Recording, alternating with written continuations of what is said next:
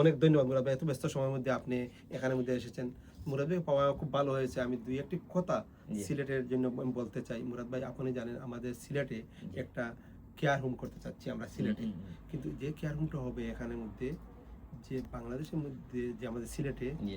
অনেকেই আছেন যাদের সন্তান নাই। হুম, হুম।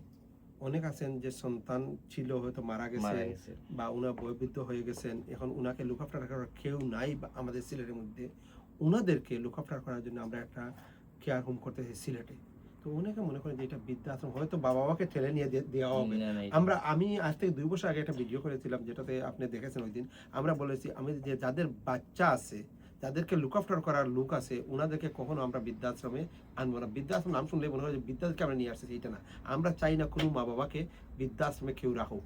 আমরা বৃদ্ধাশ্রম শব্দটাই শুনতে চাই না হুম, সিলেটের হুম, সত্যি যেটা, আমিও চাই না। এটা কেয়ার হোম আমাদের লোকজনকে, এখানে মধ্যে যাদের বাচ্চা কাচ্চা নাই, যাদেরকে লুক আফটার কেউ নাই, উনাদেরকে আমরা লুক আফটার করার জন্য একটা বিল্ডিং করতেছি সিলেটের মধ্যে। অলরেডি আমাদেরকে একটা জায়গা একজন দিয়ে দিয়েছেন, অলরেডি জায়গা বলতে একটা বিল্ডিং দিয়েছেন উনি। ওনার বিল্ডিংতে আমরা কাজটা শুরু করব। কিন্তু আমি সিলেটবাসীর উদ্দেশ্যে বলতে চাই যে এখানের মধ্যে কোনো মা বাবাকে আমরা, যাদের লুক আফটার কেউ হুম, আছেন, হুম, হুম। ওনাদেরকে আমরা কখনো আমরা এখানে আনবো না। আর আমরা উৎসাহিত করতে চাই না। আমরা ওই মা বাবাকে আনবো যারা রাস্তার মধ্যে পড়ে আছেন ওনাদেরকে, এবং এখানের মধ্যে একটা ডে কেয়ার থাকবে। ডে হুম, কেয়ারটা হচ্ছে যেমন বয়স হয়ে গেছে ওনাদেরকে কেউ করে, ওনাদেরকে আমরা গাড়ি থাকবে, গাড়ি দিয়ে আনিয়ে ওনাদেরকে দিনের বেলা ওনাদেরকে এখানের মধ্যে রাখলাম, হুম, রাইখা ওনাদেরকে আবার ঘরে পৌঁছাই দিলাম।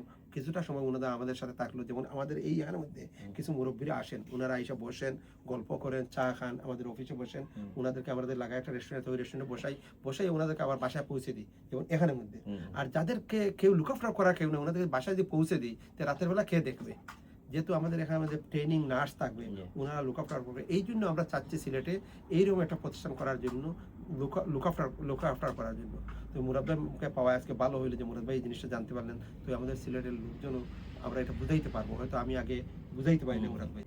পুরা সিলেটের মানুষে কিছুদিন আগে মনে করছিল যে সিলেট একটা বৃদ্ধাশ্রম হয়ে যায় এবং এটা লইয়া বেশ মানুষের প্রতিবাদ হচ্ছেন এবং আমরাও ভিডিও কইছিলাম যে এই বিষয়ে কর্তৃপক্ষের লগে আলাপ হয়েছে ওইলা কর্তৃপক্ষ যেমন হসরু ভাই সিলেটের একজন কৃতি সন্তান আজকে এই বিষয়ে লইয়া একটা ভুল ধারণা তৈরি হয়েছে আমাদের মাঝে এটা আসলে বৃদ্ধাশ্রম হইতো না বাইরের মাঠে যেটা বোঝা গেল এটা আসলে বৃদ্ধাশ্রম না এটা হইলো যারা বাচ্চা কাচ্চা কেউ নাই আমরা নিজে উসমানী মেডিকেল কলেজ যাচ্ছি যে এই মহিলারে কেউ দেখেন না রাস্তা মহিলা ফালাইল ডাক্তারেও নেন না মেডিকেলে গেছেন কেউ নাই এইরকম মানুষের তারা নিয়ে অনাথ আশ্রমের মতো এইরকম মানুষের নিয়ে তারা খোঁজ খবর নিবা দেখবা এবং যার কেউ নাই তারে দেখবা যারা আত্মীয় স্বজন আসেন ছেলে সন্তান আসেন তারা রে কোনোদিন বৃদ্ধাশ্রম হিসাবে এটা ওর না এটা ওর অন্যরকম একটা কেয়ারিং অর্থাৎ কেয়ার যারা আর কেউ নাই তারারে তারা দেখবা হোম। অর্থাৎ যারা কেউ নেই আপনারা যে প্রশ্ন এটা আসলে খেয়ে দেখতো অনেক মানুষ আছে কইলা যে বিশ্বনাথ আছে আরো বেশ কয়েকটা জায়গাত আছে যে যারা একবারে কেউ নাই এরা আসলে ফতে ঘাটে থাকা ছাড়া কোনো উপায় নাই এরারে শুধুমাত্র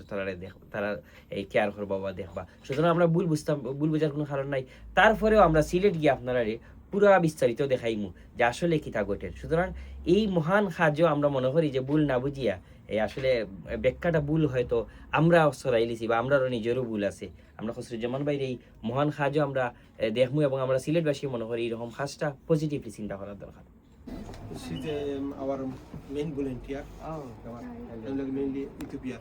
এখানে আমাদের সবচেয়ে বড় জিনিস হলো যারা কাম করবে সব ফ্রি, সব ফ্রি। ওই যে জিনিসগুলো দেখলাম এটা সবটা ফ্রি, সবগুলা ফ্রি। এখানে কেউ কোনো পয়সা দেওয়া হয় না বা তারা কোনো বেতন দেওয়া হয় না। ওই যে আমার বই আছেন তারা সব সোশ্যাল ওয়ার্ক করে সব সব ফ্রি কাম করে।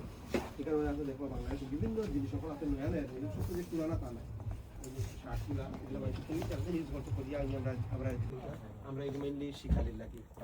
আমরা এখানে আছে মহিলারা আইন বিভিন্ন থাকি আইয়া তারা পুরো ট্রেনার হইতে পারে না, কিন্তু তারা যে বেসিক যে তাদের গরমের মধ্যে একটা কাপড় সেলাই করা, বাচ্চাদের দলে কাপড় দেওয়া করা, ওগুলো আমরা মেনলিতে দেন করে নিই আমাদের, যেগুলো মানে বড় ইউজ করেন না। এটা বাংলাদেশের মধ্যে সিস্টেমটা নাই। একমাত্র হলো আমরা বাংলাদেশের চ্যারিটি, একমাত্র হলো আমরা চ্যারিটি শপ আছে ইংলিশ হলে আপনি দেখো যেটা দিবা বড় বড় চ্যারিটি শপ আছে, তারা বড় বড় শপ আছে, বাঙালি বা দেখা যায় আমরা চ্যারিটি শপ আছে, অফিস সহ আমরা চ্যারিটি শপ আছে, অফিস আরেকটা আমরা অফিস আছে, ও জিনিসগুলো আমরা করি প্রত্যেক দিন আমরা বিভিন্ন সময় ব্রিটিশ বাংলা ওয়েলফেয়ার ট্রাস্টের পক্ষ থেকে আমাদের সকল ভলান্টিয়ারের পক্ষ থেকে মুরাদ ভাইকে ধন্যবাদ এবং কৃতজ্ঞতা জানাচ্ছি। আপনি